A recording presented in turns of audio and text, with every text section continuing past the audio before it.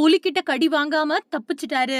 விஜய வச்சு செஞ்ச எஸ்.வி. சேகர். கலப்பை மக்கள் இயக்க நிறுவனர் தலைவர் பி.டி. செல்வகுமார் அவங்களுக்கு திரையுலகம் சார்பில சென்னையில பாராட்டு விழா நடந்துச்சு.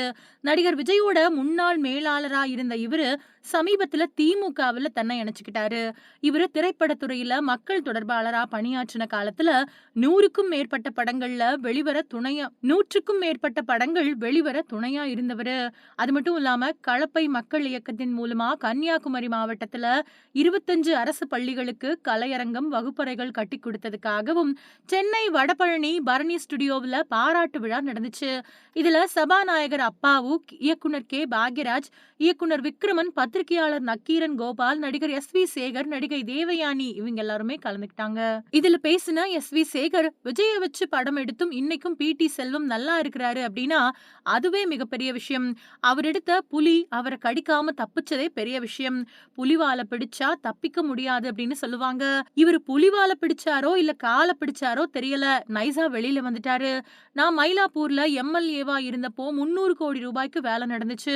ஒரு பைசா கூட கமிஷன் வாங்காத நேர்மையான எம்.எல்.ஏவா நான் இருந்தேன். அந்த மன திருப்தியே எனக்கு போதும்.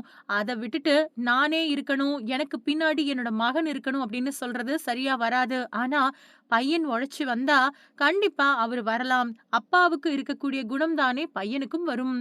பி.டி. செல்வம் நினைச்சிருந்தா நான் விஜய் கிட்ட பி.ஆர்.ஓவா இருந்தேன், விஜய வச்சு படம் எடுத்தேன் அப்படின்னு சொல்லியிருக்கலாம். ஆனா அது அவரு ஒரு இடத்துலயும் சொன்னதே இல்ல. அதுக்கு காரணம் என்ன அப்படின்னா அவருக்கு அரசியல் தெரியும். விஜய் இன்னைக்கு 500 கோடி ரூபாய் சம்பளத்தை விட்டுட்டு அரசியலுக்கு வராரு. அவர்கிட்ட பி.ஏவா இருந்த பி.டி. செல்வம் சும்மாவா இருந்திருப்பாரு? அவர் 200 கோடியாவது சம்பாதிச்சிருப்பாரு அப்படின்னு பல பேர் நினைப்பாங்க. ஆனா விஜய் கிட்ட இவர் இருந்த வரைக்கும் இவர் வாங்கின மாச சம்பளம் 10,000 ரூபாய் தான். இதுதான் உண்மை. நம்ம வீட்ல வேலை செய்யக்கூடிய பெண்களுக்கே 11,000 ரூபாயை சம்பளமா கொடுக்கிறோம். கன்னியாகுமரியில இருந்து சென்னை வந்து சாதிச்சிருக்கக்கூடிய பி.டி. செல்வத்துக்கு பாராட்டு விழா நடக்குது. இந்த காலத்துல பாராட்டு விழா நடத்துறதெல்லாம் ரொம்ப ஈஸி. பிரியாணி கொடுத்தா போதும். ஆனா இன்னைக்கு இந்த அரங்கம் முழுக்க ஆட்கள் நிரம்பி இருக்கிறாங்க அப்படின்னா அதுக்கு காரணம் அவர் மேல இருக்கக்கூடிய அன்புதான். இன்னும் கொஞ்ச நாள்ல காமராஜர் அரங்குல இவருக்கு பெரிய பாராட்டு விழா ஒண்ணு நடத்தணும் அப்படின்னு எஸ்.வி. சேகர் பேசியிருக்காரு.